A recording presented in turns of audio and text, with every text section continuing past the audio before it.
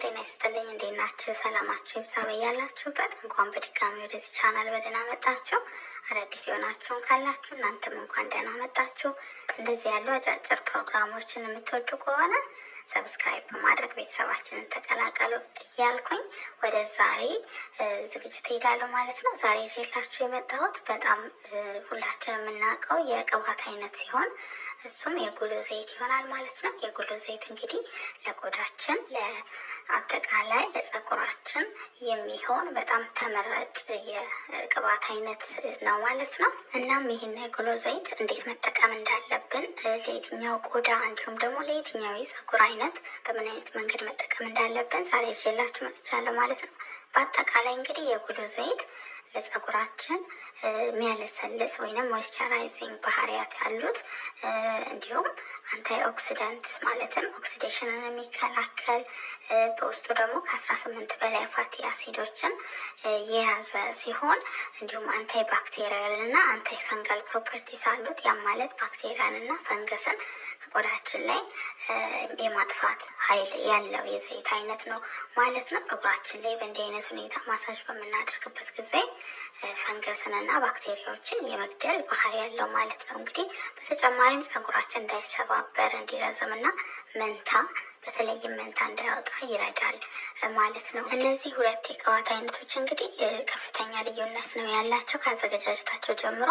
ፒውር ካስተር ኦይል ወይንም ንጹሁ ቢጫ አይነቱ ከለር ያለው የሚባለው እሱ ምንም አይነት እሳት ሳይነካው በከፍተኛ ፕሬሸር የሚዘጋጅ ሲሆን ጃማይካን ብላክ ካስተር ደግሞ ከተቆላ በኋላ ከተቆላው የጉሎ ፍሬ የተዘጋጀ ነው ማለት ነው። እንግዲህ ሁለቱም ጥቅማቸው የተለያየበት ምክንያት ካዘገጃጀታቸው ነው ማለት ነው። ይሄ የተቆላው የጃማይካን ብላክ ካስተር የሚባለው ጸጉር እንዲያድግ በተለይ የማነቃቃት ባህሪው ከፍ ያለ ነው ተብሎ ባለሙያዎች ይመከራል። ያም ማለት የጸጉራችንን ፎሊክሉን በማነቃቃት ጸጉራችን እንዳይሳሳ እንዲበዛና እንዲያድግ በተለይ ከፍተኛ አስተዋጽኦ ከዛኛው በተሻለ ያደርጋል ማለት ነው።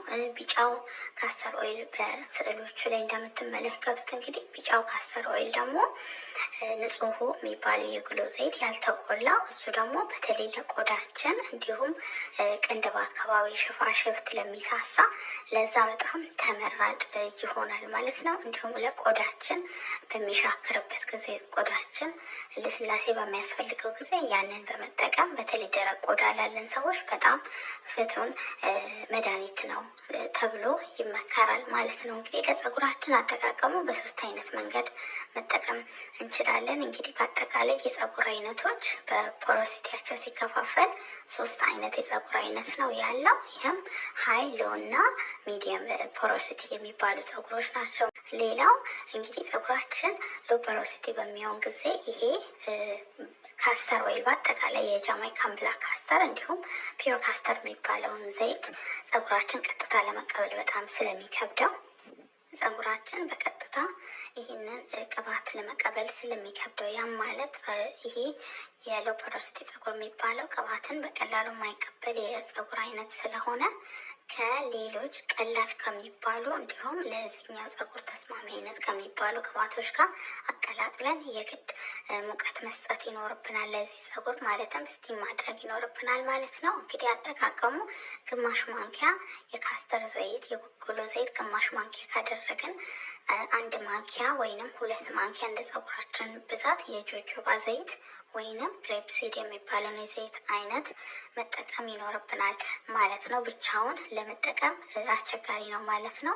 ምክንያቱም ከጸጉራችን አይነት አንጻር እንዲሁም ደግሞ ጸጉራችን ሚዲየም ፖሮሲቲ ከሆነ ደግሞ ካስተር ዘይትን ወስደን ከኮኮናት ኦይል ጋር አንድ ላይ በማቀላቀል ካስተር ኦይል አንድ ማንኪያ እንዲሁም የኮኮናት ዘይትን አንድ ማንኪያ እኩል በኩል አድርገን መጠቀም እንችላለን ማለት ነው። ጸጉራችን ሚዲየም ፖሮሲቲ በሚሆን ጊዜ በመቀጠል ደግሞ ጸጉራችን ሀይ ፖሮሲቲ በሚሆን ጊዜ ይህ ጸጉር በተለይም ወፋፍራም ቅባቶችን የሚፈልግ ሲሆን የሚደርቅ የሚሰነጣጠቅ እንዲሁም ደግሞ ዛላዎቹ ሰፋፊና የሚጎረብጡ የጸጉር አይነት ነው እና ይህንን ወፍራም ቅባት በሚያገኝ ጊዜ በጣም እንደሚስማማው በባለሙያዎች ይመከራል ማለት ነው። ስለዚህ ጸጉራችን ሃይ ፖሮሲቲ በሚሆን ጊዜ በቀላሉ ቀጥታ መጠቀም እንችላለን ማለት ነው። ከምንም አይነት ነገር ሳንቀላቀል ቅባቱን እንዳለ መጠቀም እንችላለን ማለት ነው። በአጠቃላይ እንደ ትሪትመንት ስንጠቀማቸው ተቀብተን ለመታጠብ ቀብተን